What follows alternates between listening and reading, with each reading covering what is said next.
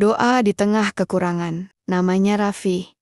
Seorang remaja dari keluarga yang jauh dari kata cukup. Sejak kecil, hidupnya sudah akrab dengan kekurangan. Rumahnya kecil, berdinding papan yang rapuh, dan atapnya bocor bila hujan turun. Ayah dan ibunya bekerja dari pagi hingga malam. Tapi penghasilan mereka hanya cukup untuk makan sehari-hari. Bahkan kadang-kadang tak cukup juga. Raffi tumbuh tanpa banyak pelukan atau kata-kata manis dari orang tuanya. Bukan karena tak sayang, tapi karena lelah dan sibuk mengais rezeki. Kakaknya, Reza, lebih dulu merantau demi hidup sendiri. Tinggallah Raffi yang harus menjaga dua adiknya yang masih kecil, menggantikan peran orang tua saat mereka pergi bekerja. Sekolah bagi Raffi adalah tempat asing. Bukan karena ia tak suka belajar, tapi karena seringkali ia tak mampu membayar SPP, seragamnya lusuh, sepatunya sobek, ayah malu. Tak jarang,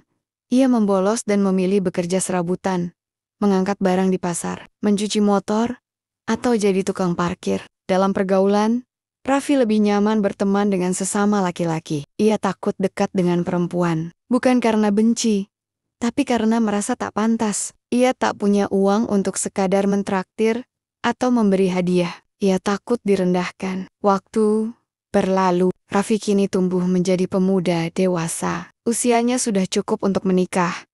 Tapi hatinya ciut. Ia minder.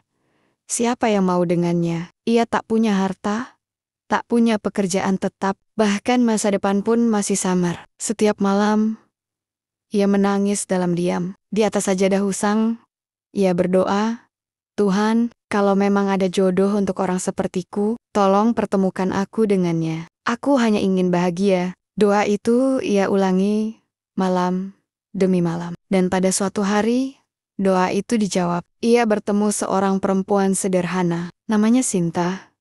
Bukan orang kaya, tapi berhati lapang. Sinta tak melihat Raffi dari apa yang ia punya, tapi dari ketulusan hatinya. Mereka berteman, lalu saling mengenal. Lambat laun, cinta tumbuh di antara dua hati yang saling menerima kekurangan. Mereka menikah dalam kesederhanaan, tanpa pesta besar, tanpa emas mewah. Tapi senyuman mereka lebih tulus dari cahaya lampu kristal. Kini, Raffi hidup bahagia. Ia bekerja keras bersama istrinya, membangun keluarga kecil yang hangat. Ia tak lagi merasa rendah diri, karena ia tahu kebahagiaan bukan soal harta, tapi soal siapa yang mau bertahan dan percaya.